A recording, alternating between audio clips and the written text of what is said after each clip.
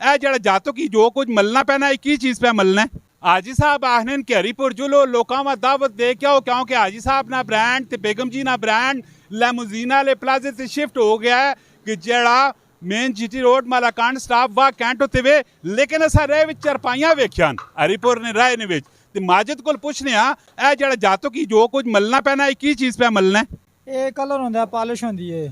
अच्छा एक केड़े पाए केड़े लगे पैन ते फिर उस तो बाद इसनियां बाइयां केड़ियां ते बुनाई किस चीज़ दी होई भी। ਇਹ ਬੁਣਾਈ ਸੂਤਰੀ ਦੀ ਹੋਈ ਦੇ ਪਾਏ ਟਾਲੀ ਦੇ ਨੇ।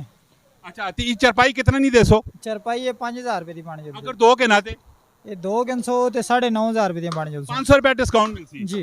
अगर इस पाए वाली के नाती वाली कितना नहीं ਇਹ 11000 ਦਾ ਜੋੜਾ ਬਣਦਾ 10500 ਦਾ ਮਿਲ ਜਾਂਦੀ ਨੇ। तुसा नी दुकान है किथे वे ਇਹ Panian stop GT road Panian stop school ਵਾਲੀ ਮਸਜਿਦ ਪਣੀਆਂ। तुसा इस दुकाना दी भी आना ते लेकिन हाजी साहब ने आउटलेट च तुसा जरूर आना है क्योंकि आउटलेट जेड़ा है लैमुजीना वाले प्लाजे मालाकांड स्टाफ वाह कैंट होते शिफ्ट हो गया ने।